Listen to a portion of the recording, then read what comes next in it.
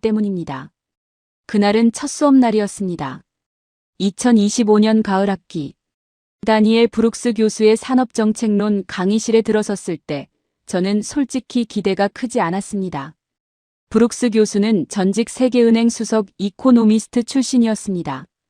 세계은행이란 가난한 나라들이 경제를 일으킬 수 있도록 돈을 빌려주고 정책을 조언해주는 국제기구입니다. 그 세계은행에서 가장 높은 경제학자 자리까지 오른 분이셨죠. 강의 자체가 기대되지 않은 게 아니었습니다. 그날의 주제가 문제였죠. 교수님은 칠판에 한국어로 옮기면 이런 뜻의 단어를 적었습니다. 눈에 띄지 않는 선수. 그리고 말씀하셨습니다. 오늘 우리가 분석할 나라는 21세기 가장 과소평가된 산업국가입니다. 어디라고 생각하십니까? 강의실 여기저기서 손이 올라왔습니다. 인도라는 답이 제일 많았습니다. 베트남, 멕시코, 인도네시아를 꼽는 학생도 있었습니다. 저는 당연히 인도라고 생각했습니다. 인구 14억, 세계에서 가장 빠르게 성장하는 경제대국. 과소평가, 즉 실제보다 낮게 평가받는다는 단어가 가장 잘 어울리는 나라라고 믿었으니까요. 교수님은 아무 말 없이 손을 들었다 내리셨습니다. 그리고 칠판에 새로운 단어를 썼습니다. 한국. 강의실이 묘하게 조용해졌습니다. 실망한 표정을 감추지 못한 학생도 있었습니다. 저도 그랬습니다. 속으로 생각했죠. K-팝 얘기를 하려는 건가? 삼성 스마트폰 이야기인가? 이미 다 아는 얘기 아닌가? 교수님은 그 반응을 예상하셨던 듯 잠시 우리를 둘러보셨습니다. 그리고 물으셨습니다. 한국을 작은 나라라고 생각하는 사람 손 들어보세요. 절반 가까이 손을 들었습니다. 저도 들었습니다. 교수님은 천천히 고개를 저으셨습니다. 그리고 말씀하셨습니다. 그 생각 자체가 한국이 노린 겁니다. 펜을 든 손이 멈췄습니다. 무슨 뜻인지 바로 이해가 되지 않았습니다. 교수님은 이어 말씀하셨습니다. 2025년 한국의 연간 수출액은 7,079억 달러를 기록했습니다. 우리 돈으로 환산하면 약 1,000조 원에 가까운 금액입니다. 역대 최대입니다. 그리고 한국 정부는 2026년 목표를 7,400억 달러로 더 높여 잡았습니다. 이 숫자가 어느 정도인지 감이 잡히십니까? 인구 5,100만 명의 나라가 인구 14억의 나라와 수출 규모를 겨루고 있습니다. 강의실이 다시 조용해졌습니다. 교수님은 말씀을 이으셨습니다. 강대국은 두 종류의 도전자를 경계합니다. 시끄럽게 올라오는 나라와 소리 없이 올라오는 나라입니다. 시끄러운 나라는 금방 눈에 띕니다. 군사력을 과시하고 주변국을 위협하죠. 그래서 기존 강대국들의 견제도 빠릅니다. 하지만 소리 없이 올라오는 나라는 다릅니다. 눈치채지 못하는 사이에 이미 없어서는 안 되는 자리를 차지해버립니다. 한국은 후자였습니다. 그래서 더 위험합니다. 저는 노트에 그 문장을 받아 적었습니다. 그런데 교수님은 거기서 멈추지 않으셨습니다. 천천히 말씀하셨습니다. 오늘 우리가 볼 건 한국의 성공이 아닙니다. 한국이 어떻게 강대국들을 방심하게 만들었는지입니다. 그리고 그 방심이 얼마나 값비싼 대가로 돌아왔는지를 보게 될 겁니다. 그리고 교수님은 덧붙이셨습니다. 첫 번째 사례를 들으면 여러분 중 몇 명은 오늘 밤 잠을 못 잘 수도 있습니다. 저는 그 말이 과장이라고 생각했습니다. 그날 밤 저는 잠을 못 잤습니다. 두 번째 수업이었습니다. 브룩스 교수님은 강의실에 들어서시며 칠판에 연도 하나를 적으셨습니다. 1965년. 그리고 말씀하셨습니다. 이 해를 기억하십시오. 이 해의 세계 경제 질서가 하나의 틀로 굳어졌습니다. 그리고 그 틀 안에서 한국에게 주어진 자리는 딱 하나였습니다. 조립공장. 교수님은 설명을 이어가셨습니다. 1960년대 세계 산업의 구조는 단순했습니다. 미국, 유럽, 일본이 기술을 개발하고 브랜드를 만듭니다. 인건비가 싼 나라들이 그 부품을 받아 조립하고 완제품을 돌려보냅니다. 부가가치, 그러니까 물건을 팔아서 남는 이익의 대부분은 기술을 가진 나라가 가져갑니다. 조립을 맡은 나라에 남는 건 노동자들의 임금뿐이었습니다. 한 학생이 물었습니다. 교수님, 그게 꼭 나쁜 건가요? 분업 아닌가요? 교수님은 고개를 끄덕이셨습니다. 분업이 맞습니다. 문제는 그 분업에서 누가 규칙을 정하느냐입니다. 규칙을 정하는 쪽은 언제든지 조건을 바꿀 수 있습니다. 단가를 낮출 수도 있고 다른 나라로 공장을 옮길 수도 있습니다. 조립만 하는 나라는 그 결정에 따를 수밖에 없습니다. 을의 위치입니다. 선진국들은 한국이 영원히 그 자리에 머물기를 원했습니다. 저는 그 말을 들으며 노트 필기를 멈췄습니다. 인도가 떠올랐습니다. 인도도 오랫동안 그 자리에 있었습니다. 1947년 영국에서 독립한 뒤 인도는 스스로 산업을 키우겠다며 국영 기업들을 세웠습니다. 철강, 자동차, 항공. 정부가 직접 나서서 만들고 운영했습니다. 그런데 1991년 외환 보유고가 바닥나는 위기가 왔습니다. 외국에서 물건을 사올 달러가 떨어진 겁니다. 인도는 금을 영국에 담보로 맡기고 돈을 빌려야 했습니다. 그 이후 인도는 문을 열었습니다. 외국 자본을 받아들이고 외국 기업들이 들어오게 했습니다. 성장은 했습니다. 하지만 그 성장의 과실 대부분은 외국 기업들이 가져갔습니다. 기술은 여전히 외국에 있었습니다. 저는 그 생각을 털어내려 했습니다. 교수님 말씀에 집중했습니다. 교수님은 구체적인 이야기를 꺼내셨습니다. 1970년대 초반 한국의 전자산업을 보십시오. 당시 한국 기업들은 일본에서 부품을 통째로 수입했습니다. 그걸 조립해서 완제품을 만들었습니다. 텔레비전 한 대를 팔아도 핵심 부품값, 기술료, 브랜드 사용료를 제하고 나면 한국에 남는 건 전체 가격의 20%도 채 되지 않았습니다. 나머지 80%는 일본으로 돌아갔습니다. 다른 학생이 손을 들었습니다. 교수님, 그럼 한국은 언제부터 달라진 건가요? 교수님은 잠시 생각하시더니 말씀하셨습니다. 달라진 게 아닙니다. 처음부터 달라지려 했습니다. 차이는 거기에 있습니다. 교수님은 인도 이야기를 꺼내셨습니다. 저는 순간 긴장했습니다. 인도와 한국은 거의 같은 시기에 산업화를 고민했습니다. 인도는 정부가 직접 산업을 운영하는 방식을 택했습니다. 국영기업이 철강을 만들고 국영기업이 자동차를 만들었습니다. 경쟁이 없으니 기술이 발전할 이유가 없었습니다. 팔리든 안 팔리든 정부가 지원했으니까요.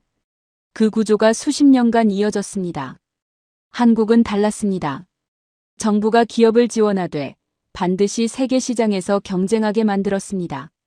수출하지 못하면 지원을 끊었습니다. 살아남으려면 기술을 키워야 했습니다. 기술을 키우려면 죽어라 연구해야 했습니다. 그 압박이 한국 기업들을 단련시켰습니다. 저는 그 설명을 들으며 가슴 한켠이 무거워졌습니다.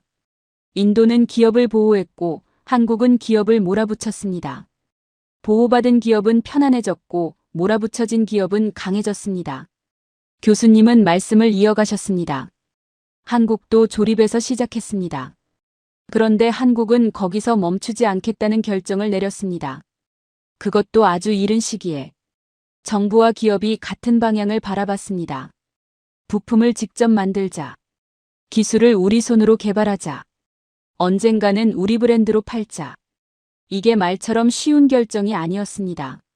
선진국들의 견제가 시작되면 위험해질 수 있었습니다. 자본도 기술도 없는 상태에서 그 길을 선택한 건 무모해 보이기도 했습니다. 한 학생이 물었습니다. 교수님, 그 선택이 성공한다는 보장이 있었나요? 교수님이 고개를 저으셨습니다. 없었습니다. 실패할 수도 있었습니다. 실제로 수많은 기업이 중간에 쓰러졌습니다. 하지만 한국은 포기하지 않았습니다. 쓰러진 자리에서 다시 일어섰습니다. 그리고 그 과정에서 쌓인 것들이 있습니다. 기술, 경험, 그리고 절대 남의 기술에 의존하지 않겠다는 집착에 가까운 태도입니다. 저는 노트를 덮으면서 한참을 생각했습니다. 보호와 경쟁. 인도는 보호를 택했고 한국은 경쟁을 택했습니다. 그 선택 하나가 수십 년에 걸쳐 전혀 다른 나라를 만들었습니다. 저는 그 생각이 불편했습니다. 하지만 틀린 생각은 아니었습니다. 교수님이 마무리하셨습니다. 강대국들이 한국에게 허락한 자리가 있었습니다. 한국은 그 자리를 거부했습니다. 거부한 다음이 더 어렵습니다. 그 어려운 길을 한국이 어떻게 올라갔는지 지금부터 하나씩 보겠습니다. 그리고 교수님은 칠판에 짧은 단어 하나를 더 적으셨습니다. 저는 그 단어를 보는 순간 오늘 밤도 잠을 못 잘 것 같다는 예감이 들었습니다. 반도체. 세 번째 수업이었습니다. 브룩스 교수님은 강의실에 들어서시자마자 칠판에 짧은 질문 하나를 적으셨습니다. 챗GPT는 어디서 작동하는가? 챗GPT란 요즘 전 세계에서 수억 명이 사용하는 인공지능 대화 프로그램입니다. 무엇이든 물어보면 사람처럼 답을 내놓는 프로그램이죠. 미국 회사가 만들었고 미국 기술로 돌아간다고 대부분 생각합니다. 저도 그렇게 생각했습니다. 교수님은 학생들을 둘러보셨습니다. 미국 회사가 만들었으니 미국 기술로 돌아간다고 생각하는 사람 손 들어보세요. 거의 모든 손이 올라갔습니다. 교수님은 조용히 고개를 저으셨습니다. 틀렸습니다. 챗GPT가 작동하려면 엄청난 양의 데이터를 순식간에 처리할 수 있는 특수한 반도체가 필요합니다. 그 반도체 안에는 고대역폭 메모리, 줄여서 HBM이라고 부르는 부품이 들어갑니다. HBM이란 쉽게 말해 인공지능의 두뇌가 정보를 빠르게 주고받을 수 있도록 돕는 초고속 기억장치입니다. 일반 메모리보다 수십 배 빠르게 데이터를 처리합니다. 그리고 이 HBM의 90% 이상을 만드는 나라가 어디인지 아십니까? 강의실이 조용해졌습니다. 교수님이 천천히 말씀하셨습니다. 한국입니다. SK하이닉스와 삼성전자입니다. 저는 잠시 멍했습니다. 챗GPT가 한국 부품으로 돌아간다는 말이 바로 실감이 나지 않았습니다. 교수님은 설명을 이어가셨습니다. 인공지능 열풍이 전 세계를 휩쓸고 있습니다. 미국의 빅테크 기업들, 그러니까 구글, 마이크로소프트, 아마존 같은 거대 기술 회사들이 인공지능 개발에 수백조 원을 쏟아붓고 있습니다. 그런데 이 회사들이 아무리 돈을 많이 써도 한국이 HBM을 공급해주지 않으면 인공지능 자체가 돌아가지 않습니다. 미국이 인공지능 패권을 주려면 한국이 옆에 있어야 한다는 뜻입니다. 한 학생이 손을 들었습니다. 교수님, 그럼 미국 기업들이 한국에 의존하고 있다는 건가요? 교수님이 답하셨습니다. 의존이 맞습니다. 엔비디아라는 회사 들어보셨죠? 인공지능용 반도체를 만드는 미국 회사입니다. 시가총액, 그러니까 회사의 전체 가치가 한때 세계 1위를 기록한 곳입니다. 그 엔비디아의 최고급 반도체 안에 들어가는 HBM은 대부분 한국산입니다. 엔비디아가 아무리 뛰어난 설계를 해도 그 안을 채우는 핵심 부품은 한국에서 옵니다. 교수님은 반도체 이야기를 더 이어가셨습니다. HBM만이 아닙니다. 우리가 매일 쓰는 스마트폰, 컴퓨터, 텔레비전, 자동차 안에는 모두 메모리 반도체가 들어갑니다. 디램과 낸드 플래시라고 부르는 부품입니다. 디램은 기기가 작동하는 동안 정보를 잠깐 저장하는 장치이고 낸드 플래시는 사진이나 영상처럼 오래 보관해야 하는 정보를 저장하는 장치입니다. 이 두 가지 메모리 반도체 시장에서 삼성전자와 SK하이닉스가 합쳐서 세계 시장의 70% 이상을 차지합니다. 다른 학생이 물었습니다. 교수님, 그런데 반도체는 원래 미국이나 일본이 강한 거 아닌가요? 한국이 어떻게 거기까지 올라간 건가요?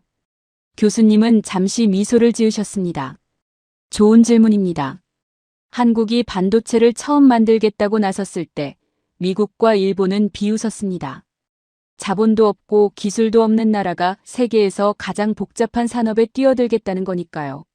실제로 삼성전자가 반도체 사업을 시작하던 1980년대 초반, 일본 전문가들은 10년 안에 망할 거라고 했습니다.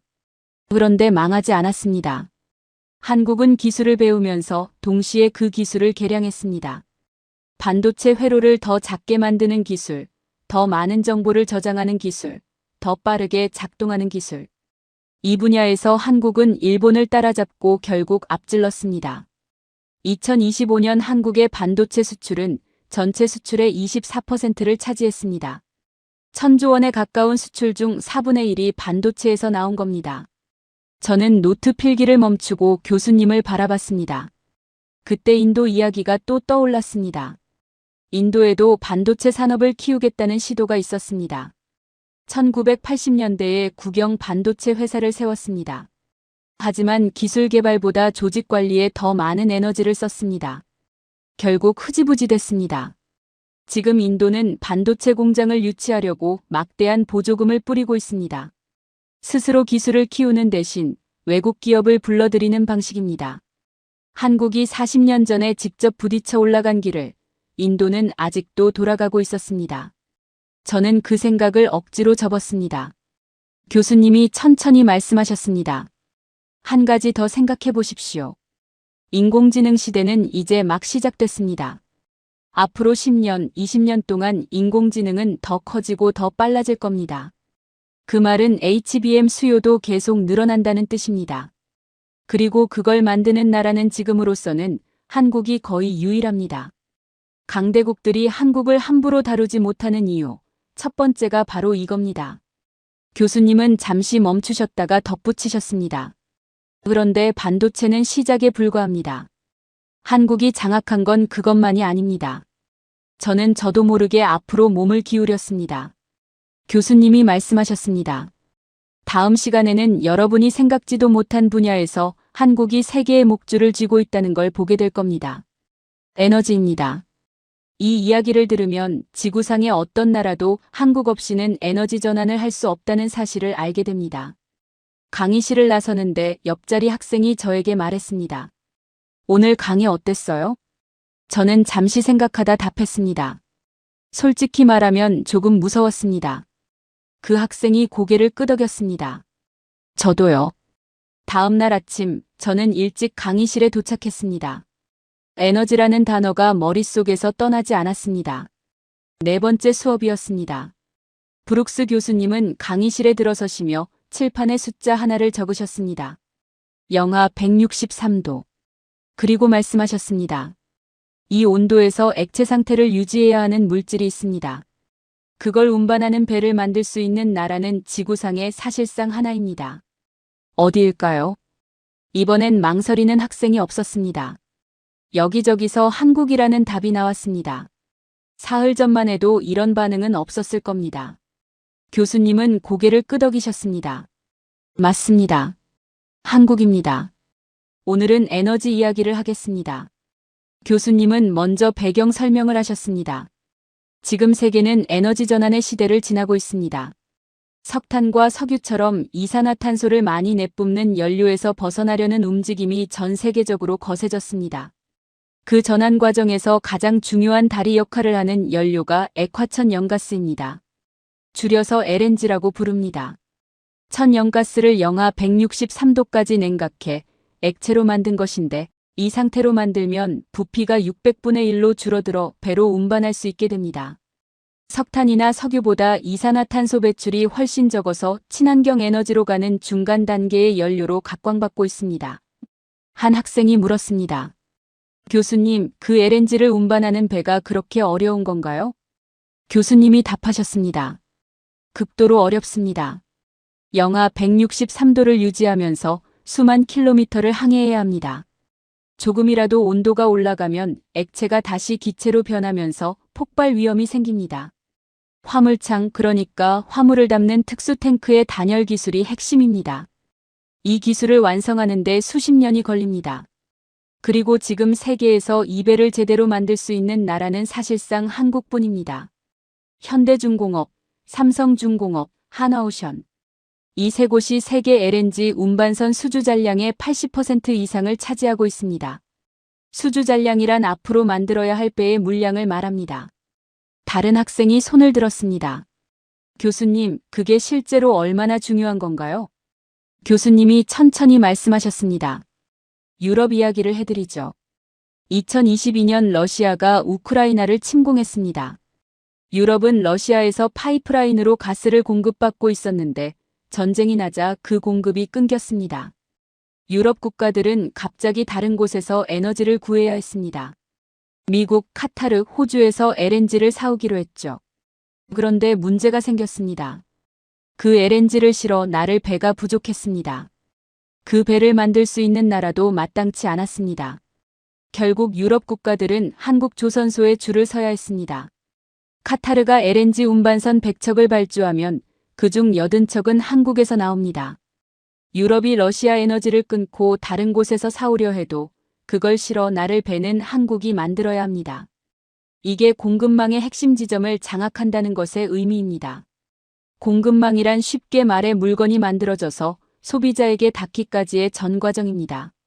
그 과정 어딘가에서 없어서는 안 되는 자리를 차지하면 누구도 함부로 할 수 없게 됩니다. 교수님은 이어서 원자력 발전소 이야기를 꺼내셨습니다. 한국이 에너지 분야에서 세계를 놀라게 한 건 조선업만이 아닙니다. 2025년 6월 유럽에서 조용하지만 충격적인 계약이 하나 체결됐습니다. 체코라는 나라 혹시 아십니까? 중부 유럽에 있는 나라입니다. 체코 정부가 새로운 원자력 발전소 2기를 짓기로 했는데 그 공사를 맡을 나라로 한국을 선택했습니다. 계약 규모가 26조 원이었습니다. 체코 현대사에서 가장 큰 단일 건설 프로젝트였습니다. 한 학생이 놀라며 물었습니다. 교수님, 원자력 발전소는 미국이나 프랑스 같은 나라들이 하는 거 아닌가요? 교수님이 말씀하셨습니다. 바로 그겁니다. 이 수주전에 뛰어든 나라가 프랑스였습니다.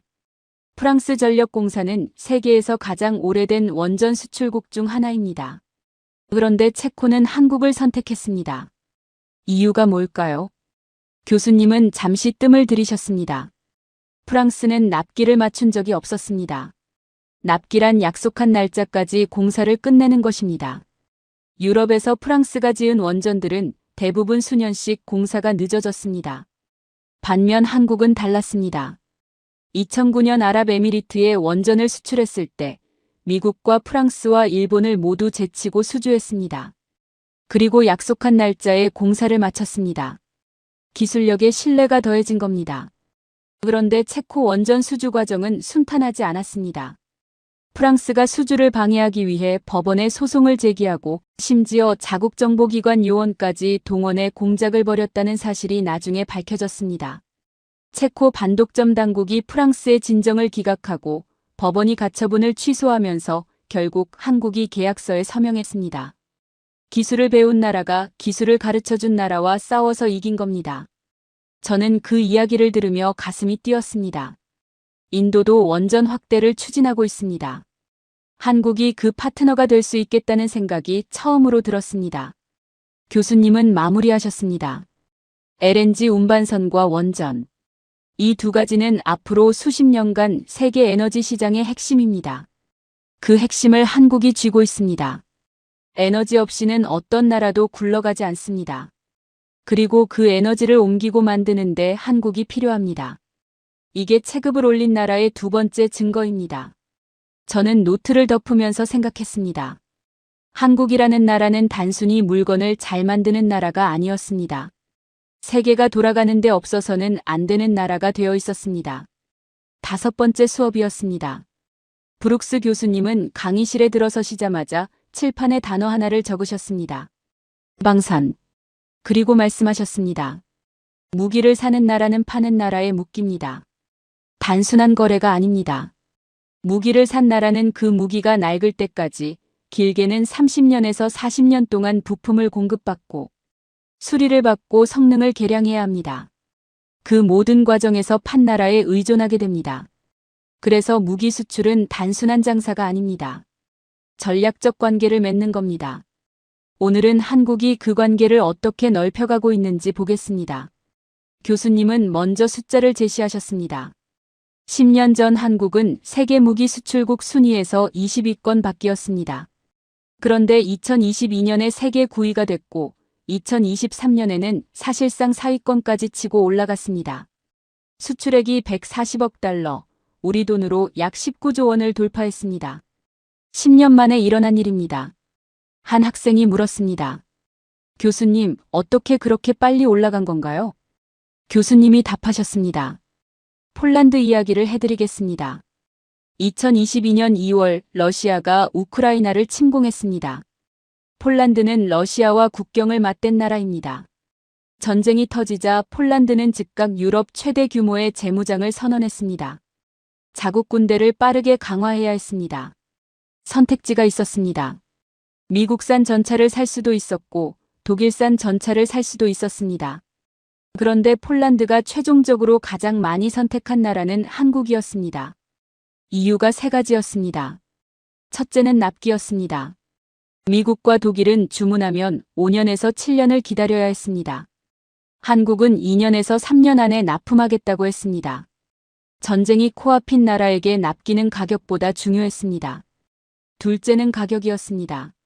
성능 대비 가격이 미국이나 독일 제품보다 합리적이었습니다. 셋째는 기술 이전이었습니다. 한국은 폴란드가 자국 내에서 일부 무기를 직접 생산할 수 있도록 기술을 함께 넘겨주겠다고 했습니다. 자국 방산 산업을 키우고 싶었던 폴란드에게 이건 결정적인 조건이었습니다. 계약 규모가 어마어마했습니다. K2 전차 180대에 추가 옵션 820대, K9 자주포 672문, 경전투기 FA50 48대. 총 계약 금액이 수십조 원에 달했습니다. K2 전차는 세계 최고 수준의 3세대 반전차입니다. K9 자주포는 현재 세계에서 가장 많이 팔리는 자주포로 노르웨이, 인도, 호주, 이집트 등 10개국 이상이 사용하고 있습니다. 다른 학생이 물었습니다. 교수님, 그래도 미국 무기에 비하면 아직 한참 아래 아닌가요? 교수님이 말씀하셨습니다. 비교 대상이 미국이 될 필요가 없습니다. 중요한 건 10년 전 한국이 어디 있었느냐입니다. 한국은 불과 50년 전만 해도 비행기 한 대 제대로 조립하지 못했습니다.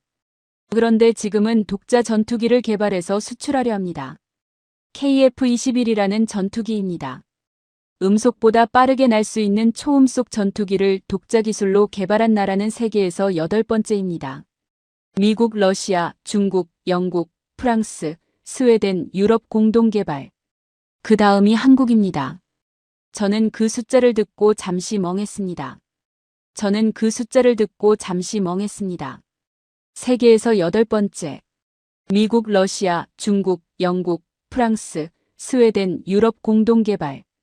그 다음이 한국. 저는 손이 떨렸습니다. 노트에 그 숫자를 받아 적으려 했는데 펜이 멈췄습니다. 인도가 떠올랐기 때문입니다. 인도는 테자스라는 독자 전투기를 개발하고 있습니다. 1983년에 개발을 시작했습니다. 올해로 40년이 넘었습니다. 아직도 완전한 실전 배치가 되지 않았습니다.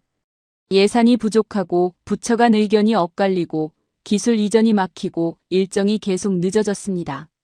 14억 인구의 나라가 40년 동안 매달린 일을 한국은 훨씬 짧은 시간 안에 해냈습니다. 저는 갑자기 이 강의실에 있는 게 불편해졌습니다. 인도가 자랑스럽다고 생각했습니다. 세계 최대 민주주의, 가장 빠르게 성장하는 경제대국. 그런데 지금 이 순간 제가 가진 자부심이 숫자 앞에서 흔들렸습니다. 우리는 왜 못했을까? 자원이 없어서? 한국도 없었습니다. 전쟁을 겪어서? 한국도 겪었습니다. 민주주의라 느렸던 건가? 한국도 민주주의입니다. 저는 잠시 눈을 감았습니다.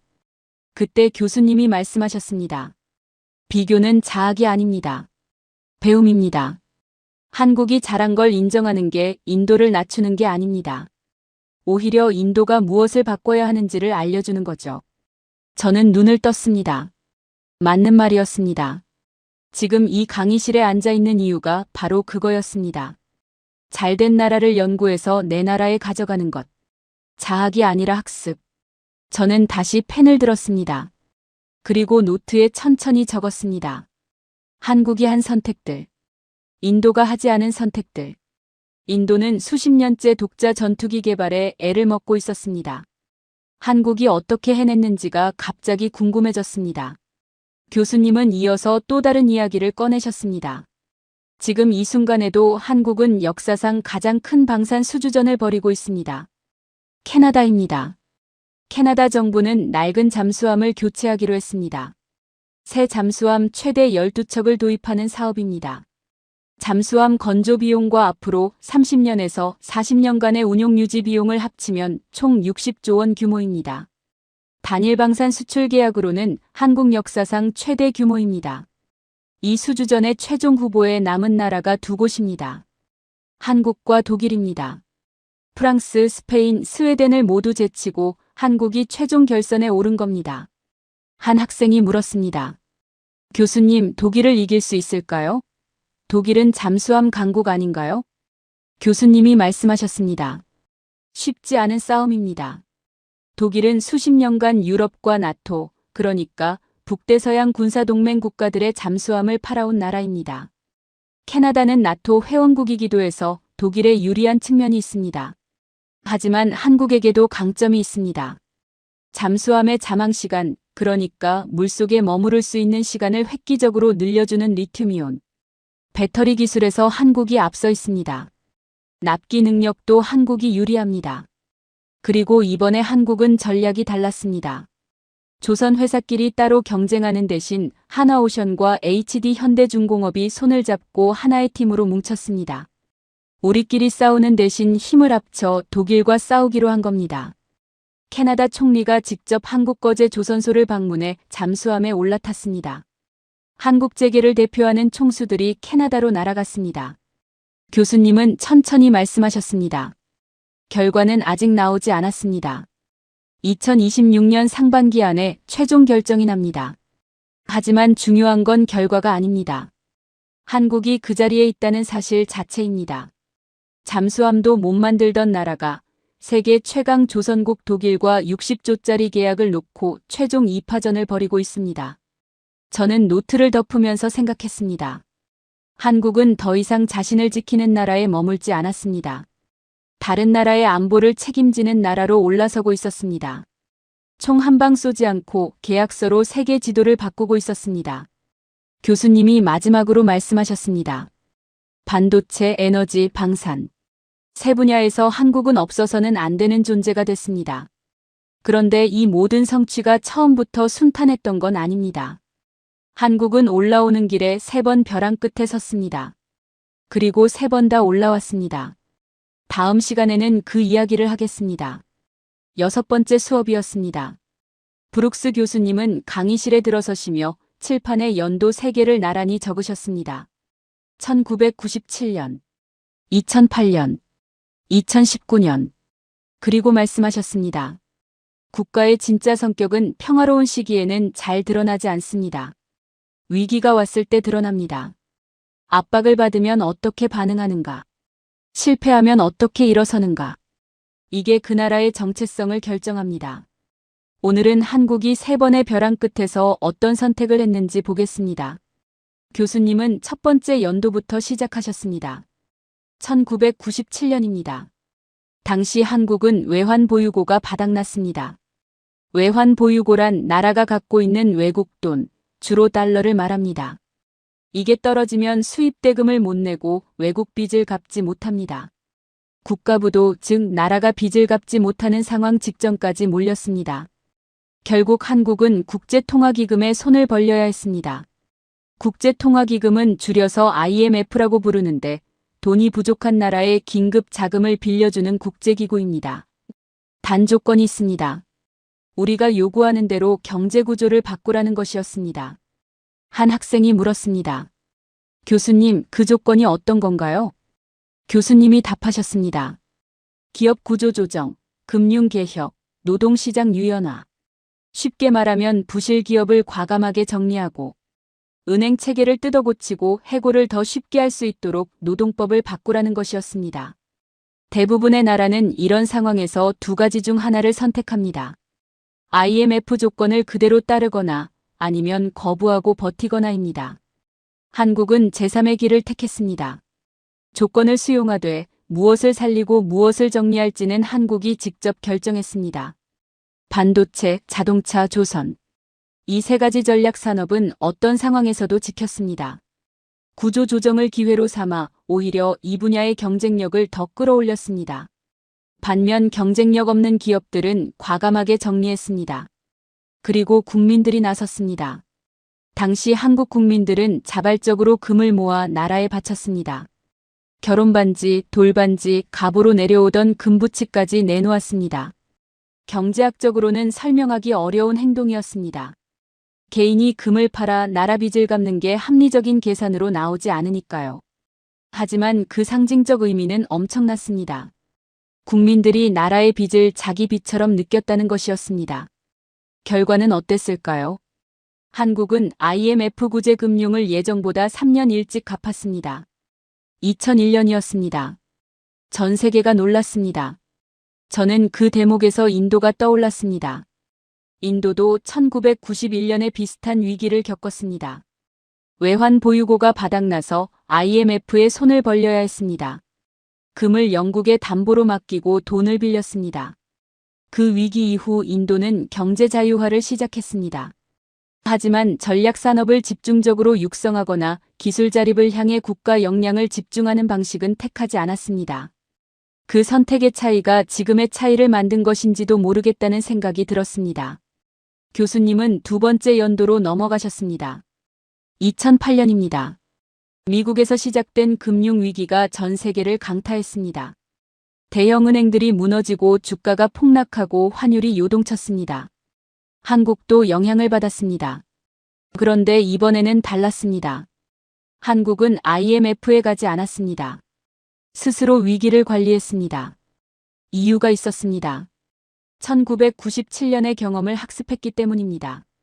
그 이후 한국은 외환 보유고를 충분히 쌓아뒀습니다. 위기가 오면 어떻게 대응할지 시나리오도 미리 짜뒀습니다. 미국, 일본, 중국과 통화스왑 협정도 맺어뒀습니다. 통화스왑이란 두 나라가 서로의 화폐를 필요할 때 빌려 쓸 수 있도록 약속하는 협정입니다. 달러가 급히 필요할 때 미국에서 빌려올 수 있는 안전망을 미리 만들어둔 겁니다. 같은 위기가 와도 준비한 나라와 준비하지 않은 나라의 결과는 달랐습니다. 한국은 2008년 위기에서 빠르게 회복했습니다. 오히려 위기 이후 수출이 늘었습니다. 교수님은 세 번째 연도를 가리키셨습니다. 2019년입니다. 이번엔 전쟁도 금융위기도 아니었습니다. 일본이었습니다. 일본 정부가 갑자기 한국에 대한 반도체 핵심 소재 수출을 규제하겠다고 선언했습니다.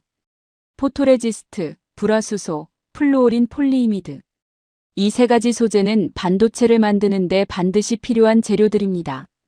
포토레지스트란 반도체 회로를 새기는 데 쓰이는 특수 감광액이고 불화수소는 반도체 표면을 정밀하게 씻어내는 화학물질입니다.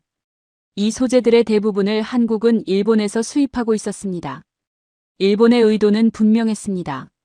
한국을 외교적으로 압박해 양보를 얻어내려는 것이었습니다. 공급망을 무기로 쓴 겁니다. 한 학생이 물었습니다. 교수님, 그럼 한국 반도체 산업이 마비된 건가요? 교수님이 말씀하셨습니다. 마비될 수도 있었습니다. 핵심 재료가 들어오지 않으면 반도체를 만들 수 없으니까요. 대부분의 나라라면 협상 테이블에 앉아 양보했을 겁니다. 공급망이 끊기는 건 치명적이니까요. 한국은 다른 선택을 했습니다. 양보 대신 국산화를 선언했습니다.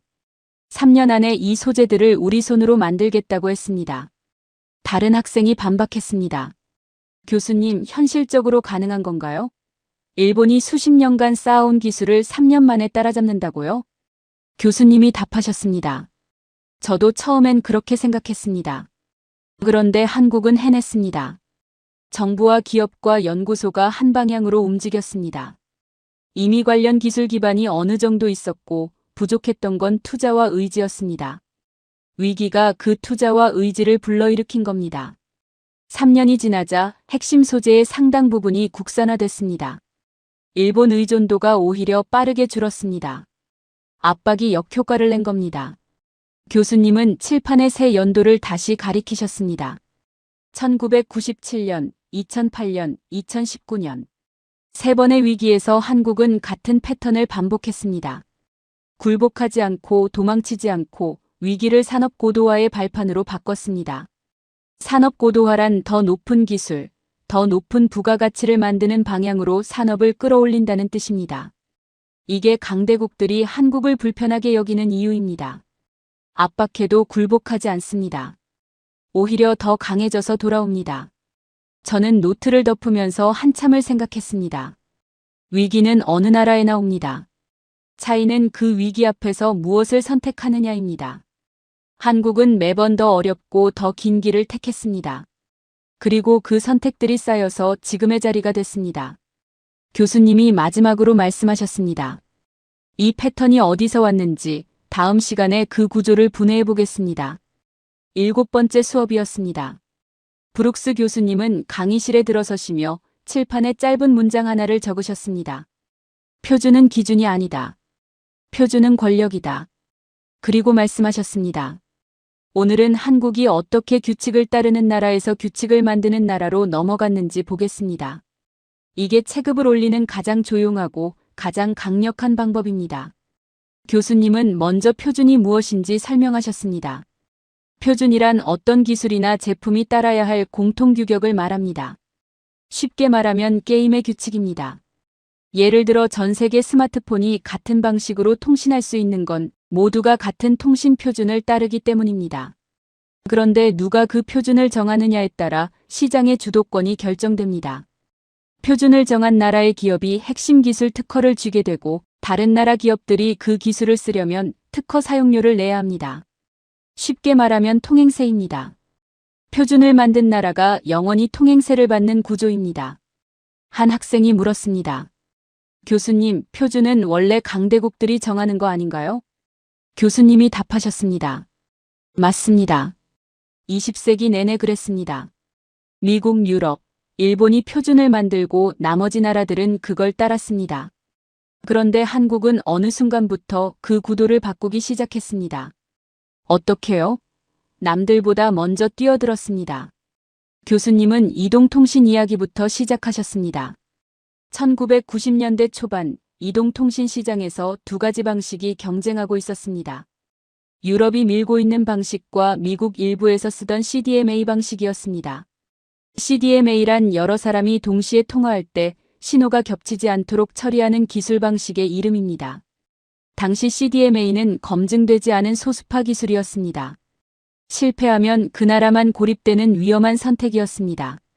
한국은 CDMA를 선택했습니다. 그리고 1996년 세계 최초로 이 기술을 상용화했습니다. 상용화란 실험실이 아니라 실제 시장에서 사람들이 돈을 내고 쓸 수 있게 만들었다는 뜻입니다. 결과적으로 CDMA는 3세대 이동통신의 핵심 기술이 됐습니다. 한국은 그 기술의 특허와 노하우를 먼저 쌓았습니다. 후발주자가 표준 설정자가 된 겁니다. 이 패턴은 반복됐습니다. 4세대 LTE에서도 5세대 이동통신에서도 한국은 세계 최초 상용화를 달성했습니다. 5세대 이동통신 핵심 표준 특허에서 한국 기업들이 차지하는 비중은 세계 1위에서 2위권입니다. 전 세계 어떤 나라, 어떤 기업이 5세대 이동통신 기술을 쓰려면 한국 기업의 특허 사용료를 내야 합니다. 통행세를 받는 나라가 된 겁니다. 다른 학생이 손을 들었습니다. 교수님, 그런데 최초 상용화만 한다고 표준이 되는 건가요? 교수님이 말씀하셨습니다. 최초 상용화는 시작입니다. 그 이후 그 기술을 전 세계가 채택하도록 국제표준화기구에서 싸워야 합니다. 국제표준화기구란 각국이 모여 어떤 기술을 공통규격으로 쓸지 결정하는 국제회의체입니다. 이 싸움에서 한국은 정부와 기업이 함께 움직였습니다. 외교적 협상과 기술적 설득을 동시에 했습니다. 그 결과가 지금의 특허 비중으로 나타난 겁니다. 교수님은 두 번째 사례를 꺼내셨습니다. 전기차 배터리입니다. 전기차 시대가 오면서 배터리가 자동차 산업의 핵심이 됐습니다. 배터리 안에는 여러 규격이 있습니다. 세례 크기, 모양, 연결 방식, 충전 방식. 이 규격을 누가 정하느냐에 따라 시장의 주도권이 결정됩니다. 한국의 LG에너지솔루션, 삼성 SDI, SK온 세 회사는 전기차, 배터리 시장에서 세계 상위권을 차지하고 있습니다. 그리고 이 회사들이 배터리 기술에서 앞서 나가면서 규격 표준화 논의에서도 주도권을 잡았습니다. 결과가 어떻게 나타났는지 아십니까? 테슬라, BMW, 폭스바겐 같은 세계 최고 자동차 회사들이 한국 배터리 규격에 맞춰 차량을 설계하기 시작했습니다. 차를 만드는 나라가 부품 규격을 따라가는 구조입니다. 이건 단순히 부품을 파는 게 아닙니다. 공급망의 핵심 고리를 장악한 겁니다. 한 학생이 물었습니다. 교수님, 중국이 맹렬하게 추격하고 있다던데 결국 따라잡히지 않을까요? 교수님이 말씀하셨습니다. 한국의 특이한 점은 따라잡히기 전에 다음 단계로 넘어간다는 겁니다. 중국이 현재 배터리 기술을 따라잡을 때쯤 한국은 이미 차세대 전고체 배터리 개발로 넘어가고 있습니다. 전고체 배터리란 기존 배터리의 액체 전해질을 고체로 바꾼 것으로 훨씬 안전하고 에너지 밀도가 높습니다. 경쟁자들이 현재를 따라잡으면 한국은 이미 미래에 가 있는 겁니다. 교수님은 세 번째 사례를 꺼내셨습니다. 전자정부입니다. 한국은 유엔이 발표하는 전자정부 평가에서 수년간 세계 최상위권을 유지하고 있습니다. 전자정부란 주민등록 등본 발급, 세금 신고, 복지 신청 같은 행정 서비스를 인터넷이나 스마트폰으로 처리할 수 있는 시스템입니다. 한국에서는 웬만한 행정 업무를 집에서 스마트폰으로 다 처리합니다.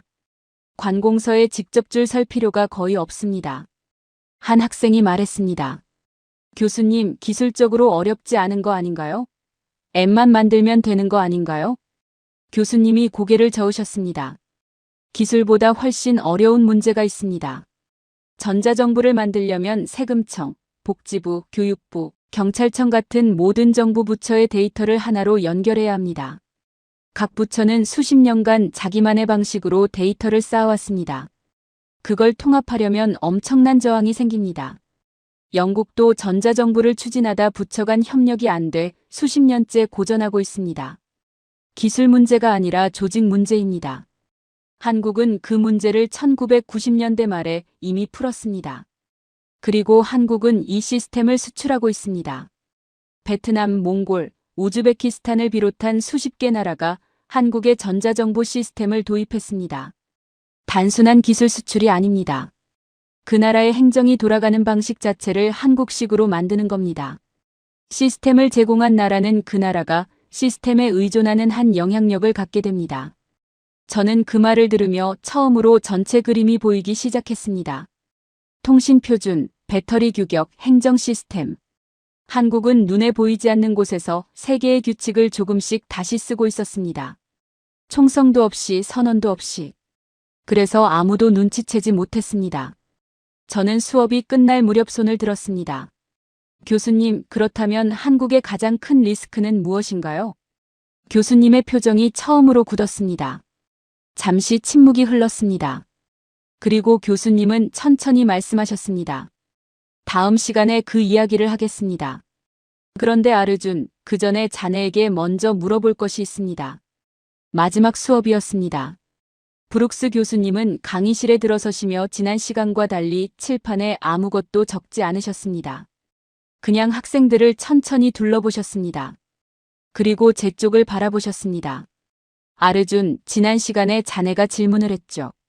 한국의 가장 큰 리스크가 무엇이냐고. 그 전에 내가 먼저 자네에게 묻겠습니다. 자네는 인도가 왜 한국처럼 되지 못했다고 생각합니까? 저는 순간 당황했습니다. 방어적인 마음이 먼저 올라왔습니다. 인도는 규모가 다릅니다.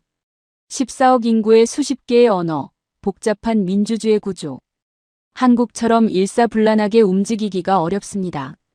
연방정부와 주정부가 따로 움직이고 정책 하나를 밀어붙이려 해도 수많은 이해관계가 충돌합니다.